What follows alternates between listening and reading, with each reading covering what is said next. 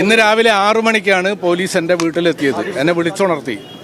എൻ്റെ കുടുംബം വീട്ടിലില്ല, എൻ്റെ ഭാര്യയുടെ അമ്മ മാത്രമാണ് വീട്ടിലുള്ളത്. അപ്പോൾ എന്നോട് അർജൻറ്റായി കാണണം എന്ന് പറഞ്ഞു. ഞാൻ പുറത്തു വന്നു. എന്നോട് ആദ്യം പറഞ്ഞൊരു സ്റ്റേറ്റ്മെൻറ്റ് വേണമെന്നാണ്. ഞാൻ അവിടെ ഇരുന്ന് ഒരു കട്ടൻ ചായ വന്ന പോലീസ് ഉദ്യോഗസ്ഥന്മാർക്കൊക്കെ കൊടുത്തു. എൻ്റെ സ്റ്റേറ്റ്മെൻറ്റ് പോലീസ് എഴുതിയെടുക്കുന്നതിന് ഇടയ്ക്ക് ഏതോ ഒരു കോള് CIക്ക് വരികയാണ്. അപ്പോൾ CI സർ എന്ന് പറയുന്ന മറുപടി അത്ര നമ്മൾ കേൾക്കുന്നത്. അപ്പോഴാണ് CI പറയുന്നത്, നിങ്ങൾ ഞങ്ങളുടെ കൂടെ സ്റ്റേഷൻ വരെ വരണം. അതുവരെ പറഞ്ഞത് ഇവിടെ നിന്നൊരു സ്റ്റേറ്റ്മെൻറ്റ് തന്നാൽ സ്റ്റേറ്റ്മെൻറ്റ് എടുക്കുന്നത് മാത്രമേ ഉള്ളൂ എന്നാണ്. അപ്പോൾ അതിനുശേഷം എന്നോട് പറഞ്ഞു, നിങ്ങൾ സ്റ്റേഷനിലേക്ക് വരണം. അപ്പോൾ അങ്ങനെ ഞാൻ എൻ്റെ വസ്ത്രം മാറി സ്റ്റേഷനിലേക്ക് പോരുമ്പോൾ വഴിയിൽ വെച്ചാണ് ഇമ്മീഡിയറ്റ് ആയിട്ട് ഇദ്ദേഹത്തിന് വീണ്ടും ഒരു കോള് വരുന്നത്. എൻ്റെ മെഡിക്കൽ പരിശോധന നടത്തണമെന്ന് പറഞ്ഞു. അപ്പോൾ അങ്ങനെ എന്നെ നേരെ മെഡിക്കൽ പരിശോധന നടത്താൻ വേണ്ടി കൊണ്ടുപോയി. അപ്പോൾ കൊണ്ടുപോയപ്പോൾ ഞാൻ BP പേഷ്യൻ്റാണ്, ഷുഗർ പേഷ്യൻ്റാണ്. രാവിലെ പ്രഭാത ഭക്ഷണം കഴിച്ച് ഗുളിക കഴിക്കേണ്ടതാണ്. അതിന് സമയം കിട്ടിയിട്ടില്ല. അപ്പോൾ അല്പം BP കൂടി കണ്ടു. അപ്പോൾ ഡോക്ടർ ഇവരോട് പറഞ്ഞു, ഇങ്ങനെ BP കൂടി കാണുന്നൊരു ആളെ നിങ്ങൾക്ക് കൊണ്ടുപോകാൻ പറ്റില്ല, BP നോർമലായിട്ട് കൊണ്ടുപോകാൻ പാടുള്ളൂ. അപ്പോൾ ഇവിടെ ഒരു സംശയം, താങ്കളുടെ നിർദ്ദേശപ്രകാരമല്ലേ ആശുപത്രിയിലേക്ക് പോയത്? അല്ല, പോലീസ് കൊണ്ടുപോയതാണ്. പോലീസ് എന്നെ ആദ്യം ചേവായൂർ സ്റ്റേഷനിലേക്കാണ് കൊണ്ടുപോകുന്നത് എന്ന് പറഞ്ഞിട്ട് എന്നെ കൂട്ടി പോലീസ് ഇങ്ങോട്ട് വന്നു. വരുന്ന വഴിക്ക് ഈ CIക്ക് ഒരു കോള് വരികയാണ്. ആ കോളിൽ പറയാണ് എന്നെ മെഡിക്കൽ പരിശോധനയ്ക്ക് വിധേയനാക്കണം. അങ്ങനെയാണ് കൊണ്ടുപോകുന്നത്. എനിക്കൊരു ബുദ്ധിമുട്ട് അനുഭവപ്പെട്ടില്ല. പക്ഷേ അവിടെ ചെന്ന് പരിശോധിച്ചപ്പോൾ BP കൂടി കണ്ടു.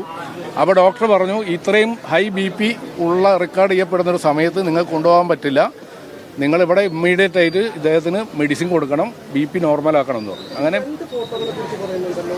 ഒരു മിനിറ്റ് ഞാൻ പറയാം. ഒന്ന്, അപ്പോൾ ഞാനവിടെ അവരെനിക്ക് മരുന്ന് തന്നു. പിന്നെ എനിക്ക് ഭക്ഷണം ഹോസ്പിറ്റലുകാർ വാങ്ങി തന്നു. മരുന്ന് കഴിച്ചു, ഭക്ഷണം കഴിച്ചു, എൻ്റെ ഗുളിക കഴിച്ചു. പിന്നീടാണ് ഇങ്ങോട്ട് കൊണ്ടുപോരുന്നത്. ഇതൊരു കാര്യം വ്യക്തമാണ്. ഏതോ ഉന്നത കേന്ദ്രങ്ങളിൽ നിന്നുള്ള നിർദ്ദേശപ്രകാരമാണ് ഈ നാടകമൊക്കെ പോലീസ് കളിച്ചുകൊണ്ടിരിക്കുന്നത്. നേരത്തെ പ്രവീണോട് പറഞ്ഞ പോലെയാണ്. കോഴിക്കോട് ജില്ലയിൽ 42-ലധികം പഞ്ചായത്തുകൾ UDF 2 കിട്ടി. 44 പഞ്ചായത്ത് ഇടതുപക്ഷ ജനാധിപത്യ മുന്നണി പരാജയപ്പെട്ട് UDF ജയിച്ചു നിൽക്കുകയാണ്. ജില്ലാ പഞ്ചായത്ത് അതിൻ്റെ രൂപീകരണത്തിന് ശേഷം ആദ്യമായി ജില്ലാ പഞ്ചായത്ത് പ്രസിഡന്റായിട്ട് ഒരു കോൺഗ്രസ്സുകാർ UDF ഇപ്പോൾ വരാൻ പോവുക, വന്നിട്ടുണ്ട്, തെരഞ്ഞെടുത്തു കഴിഞ്ഞു. ഈ വാർത്ത ശ്രദ്ധ തിരിക്കണം. ഒരു കാര്യം വളരെ വ്യക്തമാണ്. ഉണ്ണികൃഷ്ണൻ പോറ്റിയോടൊപ്പം മുഖ്യമന്ത്രിയുടെ പടം ഷെയർ ചെയ്തതിനാണ്, അല്ലെങ്കിൽ ഫേസ്ബുക്കിൽ അപ്ലോഡ് ചെയ്തതിനാണ് എൻ്റെ പേരിലുള്ള കേസ്. ഇതേ പടം അപ്ലോഡ് ചെയ്ത രാജീവ് ചന്ദ്രശേഖരൻ ഇപ്പോഴും കേസില്ല. കഴിഞ്ഞ നവംബർ 29-ന് ഞാൻ ഷെയർ ചെയ്ത അതേ പടം രാജീവ് ചന്ദ്രശേഖരൻ ഷെയർ ചെയ്തിട്ടുണ്ട്. അദ്ദേഹത്തിനെതിരെ കേസില്ല. CJP ബന്ധമാണതിന് കാരണം. ഒരു കാര്യം ഉറപ്പാണ്, അയ്യപ്പൻ്റെ സ്വർണം കെട്ട ഉണ്ണികൃഷ്ണൻ പോറ്റിക്ക് മുഖ്യമന്ത്രിയുമായി ബന്ധമുണ്ട് എന്ന കേരളം തെളിയാൻ പോവുകയാണ്. ആ സ്വർണം കെട്ട ആളുകൾ 2 ആൾ ഇപ്പോൾ ജയിലിലാണ്. അവരുടെ പേരിൽ നടപടിയില്ല. CPMന്റെ ഉന്നതരായ 2 നേതാക്കന്മാർ ജയിലിൽ കിടക്കുന്നു. എൻ്റെ പേരിൽ പോലീസ് കേസെടുക്കുന്നു, എന്നെ പീഡിപ്പിക്കാൻ ശ്രമിക്കുന്നു.